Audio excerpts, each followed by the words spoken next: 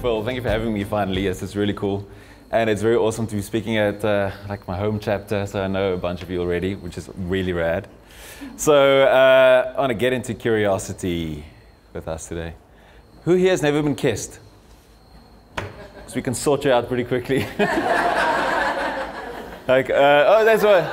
Can any of the ladies or guys just help out there? Any volunteers? So what is the first thing that you do when you kiss somebody? Will you actually like kiss somebody, like proper kiss? Not like your aunt or something, like proper kiss. You close your eyes. Somebody said you close your eyes, right? Unless you're one of those people who're looking for a better option and you're like, kind of like I'm going to take this as like a 6 out of 10. I think I could do better, but you close your eyes. Right, so the reason that we do this is fascinating to me. So the reason that we do this is because our eyes tend to like grab information. They're quite violent in a way. You cannot really choose what you see. So for example, everybody that watched the first episode of Game of Thrones, can you remember? Yeah, you will never forget that, even though how much you try. You can't forget it. You always see those two people in the tower. So some things cannot be unseen. And some things should not be Googled. So your eyes grab information, but the rest of your senses are actually quite subtle. So the sense of smell and sense of touch and just your intuition is actually very, very subtle. And we close our eyes when we experience something intense, like kissing, or when we want to memorize something, or when we are really distraught or depressed. You actually close your eyes. It's almost to block out that sense and just experience the rest of the emotion that's happening in you. So to block out this very violent sense. And at the moment in our culture, we live in a super, super, super visual culture. I'm sure most of you know, and this being a design academy, like a super, super visually obsessed culture. I mean, word of the year a couple of years ago was the emoji. This one, which is not my favorite. My favorite is the butterfly at the moment. I don't know. I tend to like gravitate. I don't know why, I just like it. It's blue and I think it's cool. So, and we've sort of regressed in this weird way back to hieroglyphs. Like we're talking in little emojis and pictures. There was even a Bible translation released the other day that was just made in emojis, instead of Genesis 1 or something just with emojis, which is kind of rad. And there was a press release, I think it was Toyota, if I'm not mistaken, that did a press release completely in emojis. Like there was no words, and then people read it and understood it, what they were saying about their new vehicle. So we live in this culture that is completely, completely visually obsessed. And of course, Instagram, everybody's favorite, all the hipsters' favorite. Just fueling this visual culture, like it's growing. It's past Twitter a couple of years ago. Twitter is sort of stagnating, trying images, not really working. Barbie Style is one of my favorite accounts. I like following it. It's so completely ridiculous. You actually just have to like do yourself a favor. She's got like 2 million followers, and she goes out with friends and like takes selfies and like and she's always like styled to a T. It's like she's fabulous. So so we have this very, very deep obsession and love of images at the moment. So just some Instagram stats, the latest ones. 500 million people on it every day. 500 million people. That's like 10 times the amount of people in our country that's on Instagram every day taking pictures of their cappuccinos or, you know, I can never, like the selfie culture is like also interesting to me. Like selfies, I mean, self-portraits, you can argue, has been in culture forever. Van Gogh, Rembrandt, they've been like the first selfie takers. But now, you get these girls, somebody please explain this to me. Why do you need your face and your bum in the same shot? Like, and how do you even bend like that? You see these girls with I was like, what the hell? So anyway, so 250 million daily stories actives, which I don't really get. Like I'm not 15, so I don't understand what stories are about. So very obsessed, image-driven culture. So the amount of pictures that will be taken this year, 1.3 trillion. How crazy is that? If you print them out, jumbo size, for those of you that have forgotten, you used to be able to take your film to like this little place and you get in an hour. Now when you take it to them, they go, we can have this to you in 2 weeks. Okay. So 1.3 trillion, if you print them out, jumbo size, they go to Saturn and back. Every year. So estimated that on servers everywhere in the world, there's about 13 trillion images that are being stored. Can you imagine all that data, like all those data centers that are just storing selfies, cappuccino images, somebody's nudes. Like, it's mind-boggling. So just to compare, this is the amount of pictures at the height of film, right? 2000, the height of film. This was the amount of pictures that were taken, 85 billion. So just to compare that, I like little data visualizations. So every single dot is 1 million, right? So that's the amount of pictures, just like digital pictures, that can be taken this year.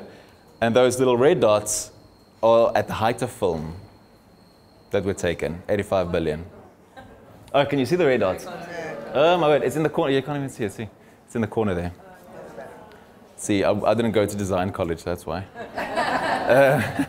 So we have this love affair with the camera. She says, I love this ad. It's so like ridiculously 70s and sensual and awesome. And she says, j'aime ma caméra parce que j'aime vivre. It means I love my camera because I love life. And then she says, I record the best moments of existence so that I can recall them later in brilliance. Right? Don't you love it? It's great. So we have this love affair with the image. And I think as human beings, it has to do with what it means to be a human being, to love our own images, because we can actually recognize ourselves in a mirror. Like most animals, or almost nothing else, no animals can recognize themselves in a mirror, except an orangutan. So that should tell you something, maybe. So orangutans can recognize themselves in a mirror, and human beings, that's all. And in a way, it's true what she says. It's like, I'm recording existence. And it's a way to know that we exist. Taking a selfie is almost a way to tell yourself that you are real. That you're recording your whole life on Instagram or on stories or Facebook or in your family photo album to say that this actually really happened. Now, our love affair with the image, I think, to a large extent, it has to do with our belief system as well, about what we know is true. How do we know that something is true? And we have this little saying that we say, I'll only believe it if I see it, right? But our love affair with the image can sometimes have a very bad side to it. So at the moment, about 30 to 40%, some people say 50, but I think it's a bit much, 30 to 40% of food is being thrown away. Totally edible, totally fine food is being thrown away for one reason and one reason only. Do you know why? It's not pretty enough. That's the reason. So we have half the world is going hungry, and we are throwing half the world's food away at the same time. How does that make sense? All in the name of beauty, or all in the name of knowing that the fruit is right. So every time that you go into your local shop or Woolworths or Spar or wherever you shop, and you pick a fruit based on its appearance, you share in that system. You help to throw food away. So that's pretty scary. And it just has to do with image. It just has to do with beauty. There was a couple of years ago, there was a supermarché in France. They did a campaign called the Inglorious Fruits and Vegetables. And they did the grotesque apple, the ugly carrot, the failed lemon. And then what they did is they gave them their own ad campaign, put them on a separate shelf in all the stores, and marked them down 30% from the pretty fruits. And they sold out every single day. Because the ugly carrot is exactly the same as the pretty carrot. Like, there is no difference. The failed lemon is exactly the same as the other lemon, and the grotesque apple is exactly the same. So at least somebody is trying to do something. Being blind, my mother actually used to work for a South African Council for the Blind. And it's one of the most frightening things for most of us, the most frightening sense to lose. Right? If you had to pick, if I had to give you the choice, God forbid any of us have to make this choice, but you have to choose between becoming deaf and becoming blind. Which would you choose? Who would choose deaf, being deaf? I would. Yeah, who would choose being blind? Yeah, like a couple, so maybe 10%, 1 or 2% would choose blindness over deafness, right? So here's what's interesting. It didn't always used to be like this. In the Middle Ages, or pre-technology, pre-industrial age, it was switched. People feared more becoming deaf than becoming blind. Because if you're deaf back in the day, or pre-industrial age, you couldn't navigate your world. Because nobody was reading anyway. Right? Now, we interpret our world and we navigate our world through sight. Back then, you did it through hearing. So you heard the town crier, you heard the gossip in the streets, you heard the sermon at the cathedral on a Sunday. You heard everything, so you used your hearing to navigate everything. So inspiration in the pre-industrial age, always, when you look at those old paintings, you always see the inspiration come in through the ear. Like you see Mary, and then the divine inspiration is like, goes right in the ear. It doesn't go in the sight or anywhere else. So being blind is the sense that we most fear losing, because then we can't navigate and we can't see, and then we feel that we can't know, right? So I think this knowing, or this idea of knowing, or this obsession with knowing, this is a guy, Descartes. Does everybody know who Descartes is? So Descartes said, very famously, he said, I think, therefore I am. That's actually not what he said. He said, I doubt, therefore I am. He actually went and sat on an island, and he wanted to know what he could know for sure. So he started doubting every single thing. He started doubting where he came from, where he was born, what he does, his family, his wife, his career. He started doubting the stars, the moon, the sun, the earth, like every single thing he started to doubt. And then he finally came to the conclusion that the only thing that he couldn't doubt was the fact that he was doubting. Right? And that right then and there, somebody should have shot him. Right? Drag him into the street and off the island and shot him. Because that idea of thinking equates to knowing, or logic equates to knowing, has not served us very well. Or seeing something and knowing something empirically equals knowledge does not serve us very well. Right? And then we have our modern day hero. At least he started to doubt the value of logic a little bit. Every now and again, his human side actually comes out and he loses his temper, or he falls in love. Some things which can't be known as such. So we live in a world where we want to know that what we're going to see, we are going to like. Right? So our world, Facebook and Google and all the others, are designing our knowledge and our experiences based on your likes. Right? Have you ever read that little sign? Based on your likes. You're seeing this based on your likes. So if you're clicking around Facebook and you're clicking pictures of kittens all the time, then guess what your feeds are going to be filled with, right? Kittens. If you're clicking pictures of white supremacy, then guess what your feeds are going to be filled with, right? Because Google knows about 59 things about you, if I'm not mistaken. And when if you are a liberal, left-wing person, then when you Google political opinions, it'll give you that. And you think, isn't this incredible? The whole world thinks exactly the way I do. This is wonderful. I'm being affirmed. If you're a Trump supporter, then you Google something, then all the positive reviews will come up, right?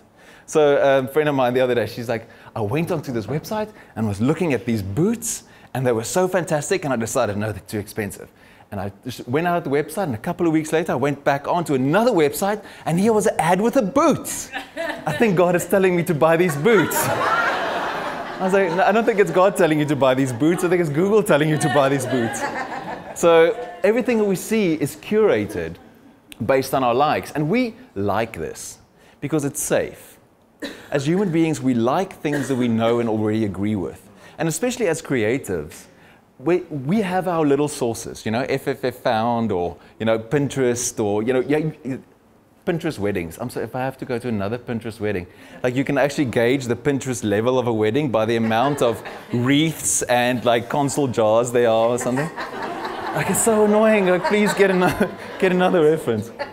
So that's, sorry, I'm like digressing, but a person said the best definition of Pinterest is when your wife spends 8 hours on a phone and then you end up eating salad out of a jar. That's what Pinterest is.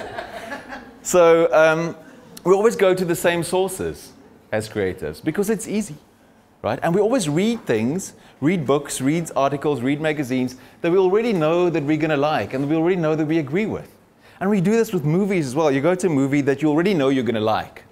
Right? And then afterwards, we're going to go, oh, Black Panther's going to be amazing. And then you go and see it. That was amazing. It's like you just wasted like $80. You knew it was going to be amazing before you went. So, but we do this because it makes us feel safe. Right? But this is not necessarily a very good thing. Because logic and reason, the more crazier the world becomes, the more we want to try and hold it tighter. The more we want to see things. the more we want to just capture things and capture existence. The more we research them, the tighter we want to try and hold it. But reason, I think we're waking up out of that a little bit as a society, is reason and logic is not the greatest thing in the world. Like the last 150 years since the Enlightenment, right? Photography also means painting with light. So ever since the Enlightenment and the rise of logic and reason, we've had like the bloodiest century ever. Because it's very, very reasonable to separate people according to race. It's very, very reasonable to have a genocide. It's very, very reasonable to not allow women to vote. It's very reasonable. I can argue, anybody can argue that. So reason and logic is not the be-all and end-all, and we're discovering that as a people, slowly. And fluorescent lighting, right? I cannot with fluorescent lighting. Like it is the ultimate symbol of modernity and the Enlightenment, right? All that thinking and all that knowledge and everything ended, and it gave us the fluorescent light. It is the worst thing. If you've ever tried taking a picture, everybody looks horrible. Like why they put them in change rooms, nobody knows. Like it's the worst thing. It makes you look like you're on some like autopsy table. There's no shadow. There's no nuance. It's the worst thing in the world, right? Whoever invented it should be dragged into the street as well, along with the cart, and just shot shortly after him. It is the worst thing. Slowly. But it's so reasonable, and cost-effective, and logical. But it's not beautiful, and it's not interesting, and it's not unexpected, and there's no nuance and no shadow. And then we shove people into little cubicles, and then we expect them to be really, really creative. Right? Innovate. So it doesn't work. That's not where innovation happens. It's not where it's found. Like, where do you find treasure?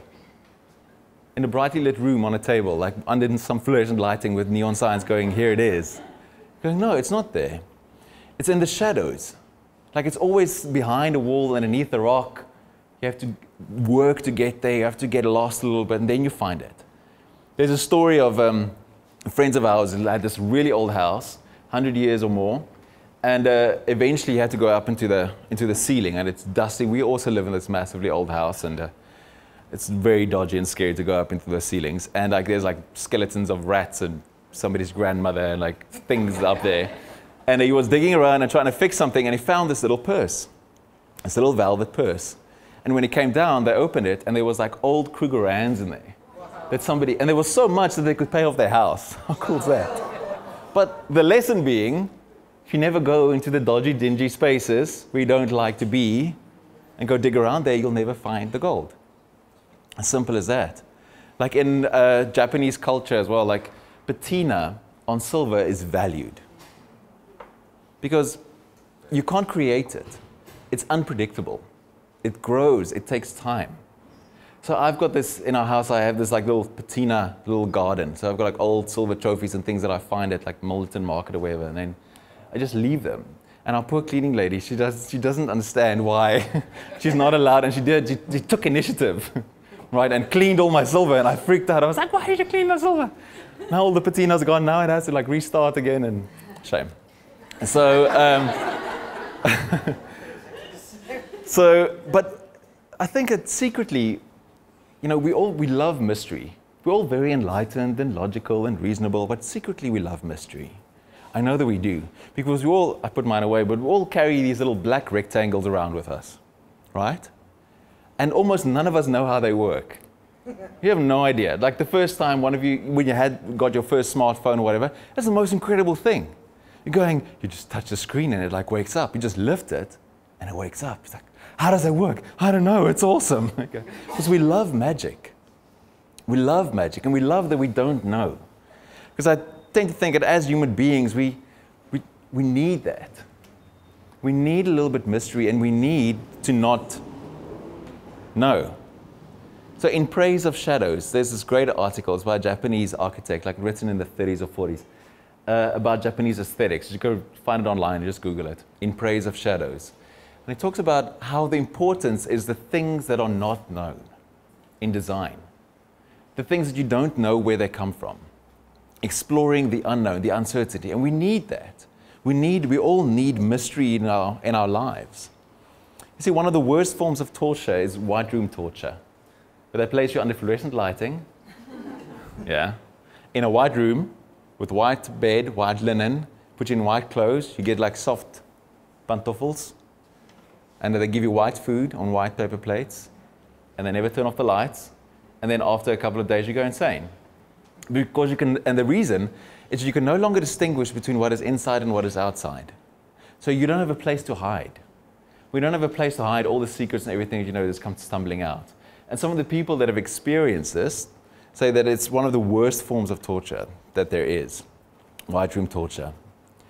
Shadows are romantic. Like the essence of romance, Oscar Wilde, you have to quote Oscar Wilde. Oscar Wilde said, the essence of romance is uncertainty. Like not knowing. Like will she, won't she? Will he, won't he? Like not knowing. And nobody puts a fluorescent light on a table when you're like having a romantic dinner going, you know what? Candlelight. That's what you want, candlelight. You want candlelight at the dinner table, or you want candlelight in the bedroom because everybody looks good in candlelight.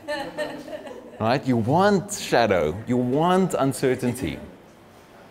That's what you want. And romance, if there's romance in your life, if there's uncertainty, there's romance. If there's romance, then that will lead eventually to life.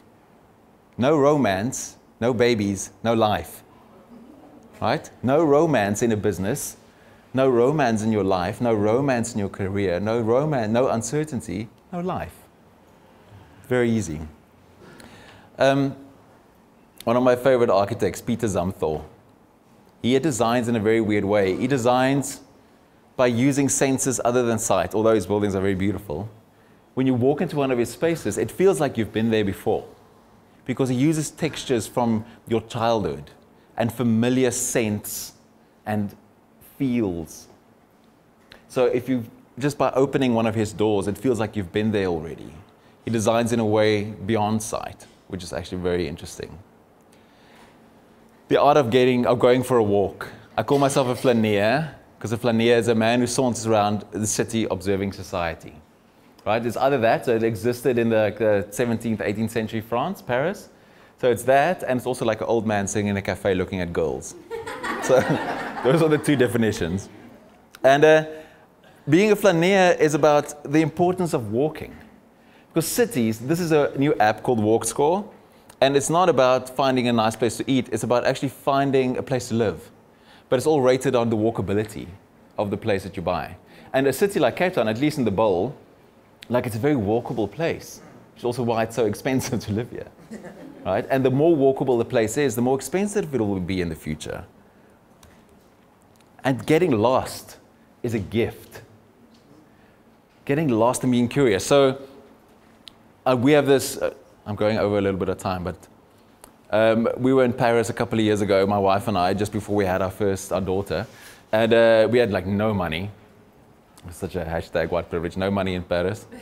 But so we were walking around looking for a cheap place to eat, and ended up, we saw this little bistro and thought, how expensive could it be? Mistake number one. So we walked into this bistro, beautiful little art deco thing, had like 8 tables, nothing is in English, not even the menu, nobody, there's like one waiter. And we ended up drinking so much wine and eating things that were piled up in little towers and blowing something like 300 euros on a meal, which was about 20 years ago, almost 20 years ago now, which is like crazy. So, but it's the most beautiful thing, the most beautiful memory, because you got lost. So what if, like when you're doing research, you go to places where you haven't been before. You add things into your life randomly on purpose to create like this little randomness. Because that's where the most beautiful creativity comes from. The most beautiful innovation is when you like mush things together that don't belong together. When you find like new little things, instead of going to the same old boring websites and the same old boring sources. It's like doing something that is new. Because that's where the innovation lies, where the creativity lies, is at the edges of the maps.